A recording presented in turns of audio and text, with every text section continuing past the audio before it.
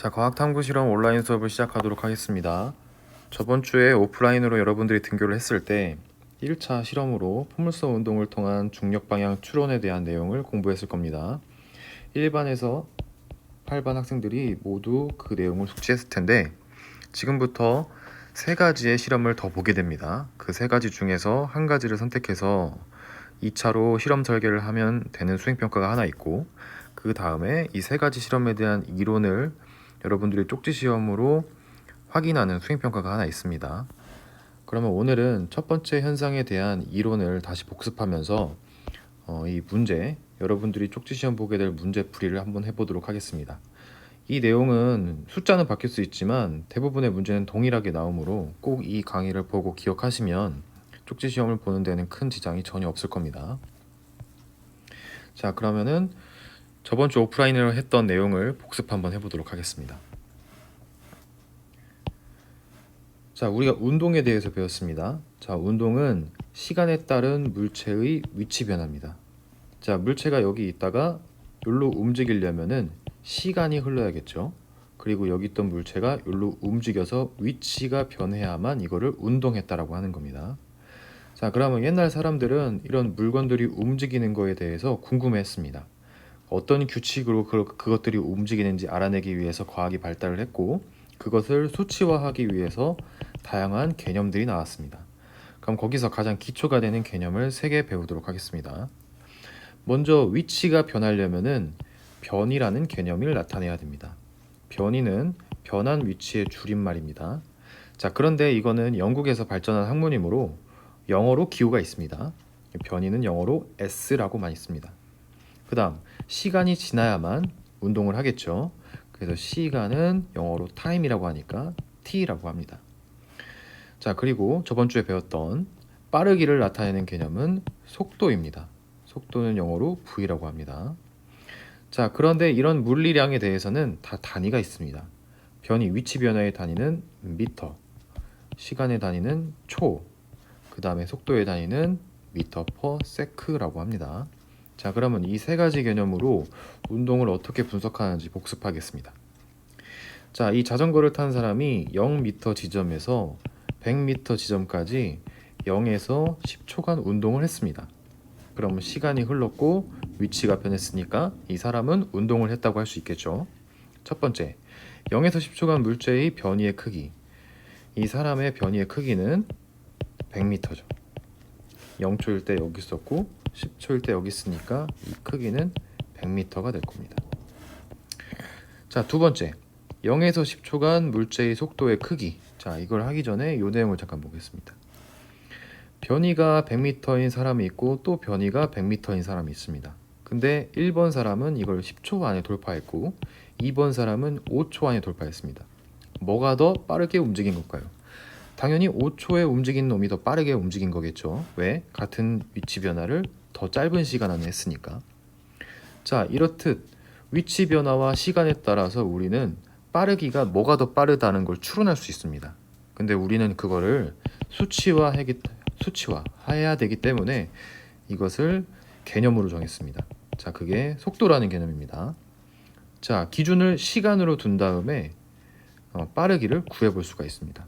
예를 들어서 무슨 말이냐면 10초에 100m를 갔다 하면 1초에는 10m를 갔다는 거죠. 그 다음 100m를 5초에 갔다고 하면 1초에 20m 간 빠르기죠. 자, 그러면 얘는 1초에 10m, 얘는 1초에 20m니까 두 번째가 더 빠르다는 걸 직관적으로 바로 알 수가 있습니다. 따라서 시간 동안 움직인 변이가 있을 때 그 변이를 그 시간으로 나누어서 속도를 구할 수 있습니다. 그러면 이건 뭘 말하냐? 1초간 움직인 거리를 뜻하는 겁니다. 자, 그럼 여기서 0에서 10초간 변이의 크기가 100이니까 0에서 10초간 이 물체의 속도의 크기는 100m를 10초에 갔으니까 이거는 1초에 10m 가는 빠르기죠. 그래서 10m per sec라고 하게 됩니다.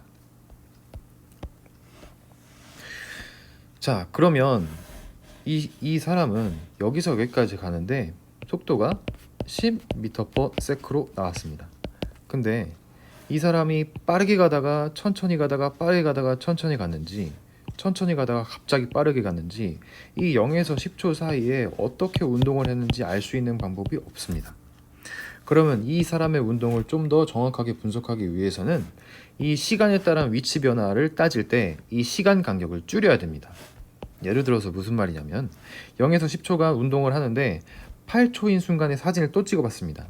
8초인 순간에 사진을 찍어보니까 이 사람은 여기에 있었습니다. 여기는 80m 지점입니다. 자, 그럼 우리가 추론할 수 있습니다. 죄송합니다. 8초가 아니라 중간인 5초로 하겠습니다. 5초. 그러면 얘는 0에서 5초간 80m 가는 빠르기로 가다가 5에서 10초간 또 20m 가는 빠르기로 움직였죠. 0에서 5초간 변이가 80이고 5에서 10초간 변이는 20입니다. 동일한 시간이 지났는데 얘는 더 많이 가고 덜 갔죠. 그러면 여기서는 빠르다가 여기서는 대충 이것보다 느려졌다라는 걸 추론할 수 있습니다. 하지만 또 여기와 여기는 정확하게 어떻게 운동을 했는지 알 수가 없으니까 또 시간을 나눠보도록 하겠습니다. 0에서 5초 사이인 2.5초인 순간에 사진을 찍어보니까 2.5초일 때는 여기에 있었고 5초와 10초 사이에 7.5초인 순간에는 여기에 있었습니다. 여기는 90m 지점이고 여기는 10m 지점이었습니다. 자, 그러면 좀 더 정확하게 추론할 수 있습니다. 2.5초, 2.5초, 2.5초, 2.5초 간격인데 여기서는 10m, 여기서는 70m, 여기서는 또 10m, 여기서도 10m 움직였죠. 그러면은 여기서부터 여기로 갈 때는 좀 빨라졌다가 여기서는 좀 느려지고 비슷한 속도로 도착했다는 걸 또 추론할 수 있습니다. 그러면 이걸 또 더 정확하게 분석하려면은 또 시간을 나눠 가지고 어디에 있나를 보면 될 겁니다. 이렇게 촘촘한 시간 동안 그 위치가 얼마나 변했는가를 계속 데이터를 누적해서 그거를 분석하면은 그 운동이 어떤 운동인지를 정확하게 분석할 수 있습니다. 자, 그 사진이 요겁니다. 자, 지금 이 사진은 뭐냐면은 1초간 움직일 때마다 사진을 찍고 그 사진을 합성한 겁니다. 지금 이 사람은 여기 있던 놈이 여기 와 있는 건데 그 시간 사이에 1초 간격으로 사진을 찍은 겁니다. 따라서 이 표를 보니까 1초 간격이죠. 그럼 여기는 0초, 1초, 2초, 3초, 4초, 5초가 지나서 여기 와 있던 겁니다. 그럼 0초일 때는 0m 지점, 1초일 때는 2m, 4m, 6m, 8m, 10m. 자, 그러면 얘를 어떻게 추론할 수 있냐? 동일한 시간 간격 동안 간 거리가, 간 변이가 계속 2입니다. 2. 여기도 2, 여기도 2, 여기도 2, 여기도 2. 그러면은 일정한 빠르기로 갔다고 할 수가 있겠죠. 자, 이걸 좀 더 정확하게 분석하기 위해서 표를 채워 보겠습니다. 0에서 1초간 위치의 변이는 0에서 2로 갔으니까 2m죠. 또 1에서 2초간은 변이는 2에서 4니까 또 2m, 4에서 6이니까 또 2m, 6에서 8이니까 또 2m, 또 2m 이렇게 됩니다. 자, 그런데 시간 간격이 지금 1초, 여기도 1초, 여기도 1초, 여기도 1초, 여기도 1초이지 않습니까? 자, 그러면 1초에 2m를 갔으니까 요놈의 빠르기는, 속도는 2m/s가 되겠죠. 1초에 2m 갔으니까 얘도 2m/s, 여기도 2m/s, 계속 2m/s. 자, 그러면 0에서 1초 사이에 어떻게 운동했는지를 정확하게 추론할 수는 없습니다. 하지만 대강 분석을 해보면은 이 물질은 속도가 2m/s, 1초에 2m 가는 빠르기로 일정하게 운동하다라는 것을 여러분들이 분석할 수 있는 겁니다. 자, 두 번째 상황을 보니까 이렇게 움직였습니다. 이것도 동일하게 1초 간격으로 사진을 찍은 겁니다. 0초, 1초, 2초, 3초, 4초, 5초.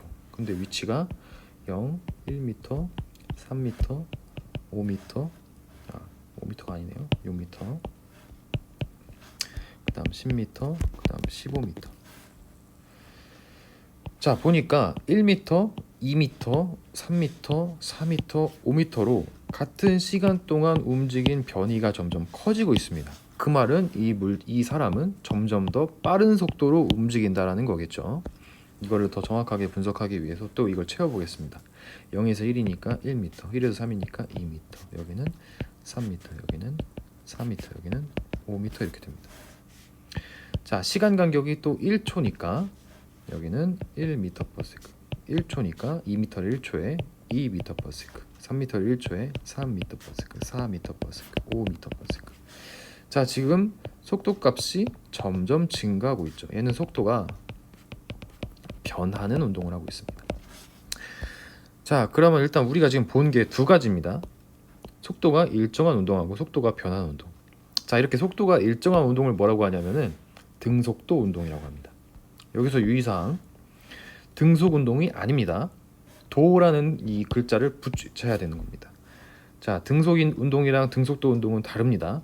그러니까 여러분들 시험 볼 때 등속 운동이라고 그냥 적으면 그건 틀린 답입니다. 자, 그 다음 이렇게 속도가 변하는 운동을 뭐라고 하냐면은 가속 운동이라고 하는 겁니다. 속도가 빨라지는 운동뿐만, 커지는 운동뿐만 아니라 속도가 작아지는, 느려지는 운동도 그거는 가속 운동의 일종입니다. 자, 옛날 사람 아리스토텔레스, 그리스 시절의 이 사람은 운동을 두 가지로 판단했습니다. 여러분도 아마 이 시절에 가면 이렇게 생각할 수밖에 없을 거예요. 정지해 있거나 움직이거나. 자, 이 사람이 볼 때는 지구에 있는 뭐 바위나 산 같은 거는 정지해 있고, 그 다음 동물이나 새들은 이렇게 움직이죠. 그러니까 정지해 있거나 움직이는 물질 두 가지니까 이거에 어떤 연관성이 있는지 고민했던 사람이 요 사람이고, 그때 당시 시절이 이런 생각을 했습니다. 하지만 중세가 지나고 한 1500년 16세기에서 17세기가 됐을 때 이제 갈릴레이라는 사람이 등장합니다. 자, 갈릴레이라는 사람이 등장해서 어떤 말을 하냐면, 아리스토텔레스 말처럼 정지와 움직임으로 운동을 구분할 게 아니라 우리가 지금 배웠던 등속도 운동하고 가속 운동으로 운동을 구분해야 된다라고 말합니다. 그 이유를 간략하게 설명하면 이렇습니다. 자, 지금 지구에 사람이 있습니다. 이 사람은 본인이 정지해 있다고 생각을 합니다. 이 사람은 공을 위로 던지면은 이렇게 떨어지고 여기서 잠도 잘 수 있습니다. 자, 이거는 KTX입니다. KTX가 시속 300km, 1시간에 300km 가는 엄청난 빠르기로 갑니다. 하지만 KTX는 한번 속도를 붙이면은 일정한 속도로 움직입니다. 자, 그러면 등속도로 움직이는 공간 안에 있는 이 사람이 승차감이 너무 좋고 바깥에 있는 창문이 안 보인다면 이 사람은 본인이 뭐에 있다고 생각하냐면 정지에 있다고 생각할 수밖에 없습니다. 이 두 사람은 자기가 정지에 있는지 움직이는지 알 수 있는 방법이 없습니다. 좀 더 직관적으로 말하자 보면은, 여러분들은 지구 위에 있으니까 그냥 정지에 있다고 생각하지만 실제로 지구는 일정한 빠르기로 등속도 운동을 하고 있습니다. 물론 엄밀히 말하면 원운동이니까 등속도는 아니지만 큰 범위에서 보면은 등속도 운동입니다. 자, 그러면 여러분들은 분명히 지구 자전과 함께 등속도로 움직이고 있는데 여러분은 방금 정지라고 생각하지 않았습니까? 등속도와 정지는 구분할 수 없는 겁니다. 그래서 갈릴레이는 정지라는 거를 등속도 안에 넣어버립니다. 그게 무슨 말이냐면, 정지라는 거는 0m/s의 빠르기로 일정한 게 정지잖아요. 그래서 정지 0m/s로 움직이건 2m/s로 움직이건 4m/s로 움직이건 이런 것들, 속도가 일정한 등속도랑 이렇게 속도가 0에서 2가 된다든지 2에서 4가 된다든지 속도가 변하는 가속 운동 두 개로 운동을 구분하게 됩니다. 자, 따라서 우주에 있는 모든 운동은 이렇게 두 개로 구분할 수 있습니다. 등속도 운동하고 가속 운동. 그러면 이 등속도 운동하고 가속 운동을 결정시키는 그 요인이 있어야겠죠. 그 요인이 알고 보니까 뭐였냐면은 힘이었습니다. 물질이 힘을 받지 않으면은 등속도 운동을 합니다. 그리고 물질이 힘을 받으면은 가속 운동을 합니다. 예를 들어서 우주에서는 이 물질에 작용하는 힘이 거의 없습니다. 중력도 아주 작아서 없다고 봐도 되고요. 그러면 이 물질이 만약에 2m/s로 움직이기 시작했다면 얘는 영원히 2m/s로 움직입니다. 왜냐면은 힘을 받지 않으니까. 하지만 지구에선 이런 일이 발생하지 않죠. 왜냐면은 지구에 있는 물질들은 대부분 중력이라는 힘을 계속 받고 있습니다. 그러니까 지구에서는 등속도 운동이 쉽지 않은 겁니다. 자, 정리합니다. 운동이라는 거는 두 가지로 나눌 수 있습니다. 등속도 운동하고 가속 운동.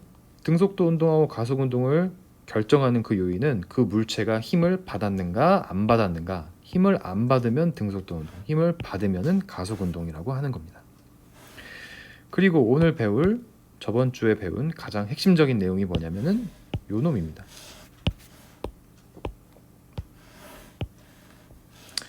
자, 뭐라고 되어 있냐면 힘을 받으면 그 방향으로 가속된다.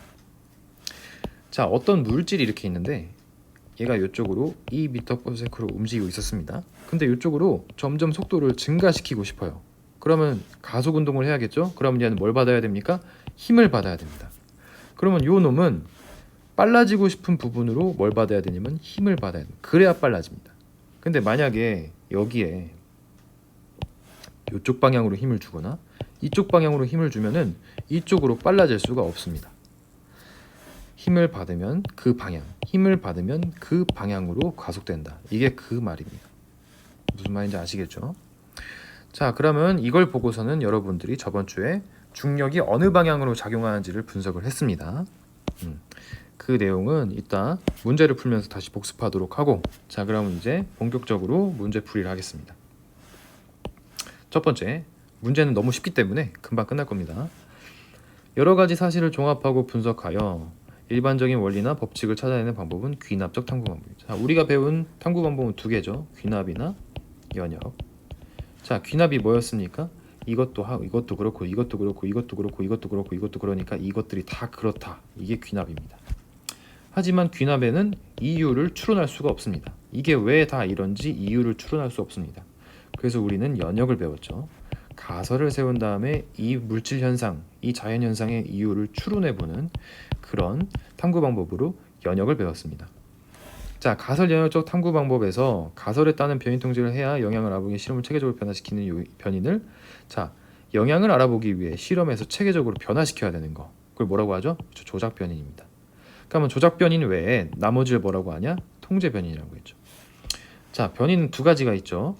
영향을 주는 독립 변인, 그 다음에 종속 변인. 그러면 영향을 주는 독립 변인 안에는 두 가지로 구분할 수 있습니다. 우리가 실험에서 알고자 하는 조작 변인, 나머지 영향을 줄 수도 있는 통제 변인. 우리는 조작 변인에 대한 요인을 알고 싶기 때문에 나머지 통제되어야 될 부분은 모든 것들이 다 똑같게 통제를 해야겠죠. 그런 것들이 통제 변인이었습니다. 자, 이건 너무 운동이라고 했다라고 되어 있죠. 운동은 뭡니까? 시간에 따른 물체의 무슨 변화? 위치 변화. 너무 쉽죠.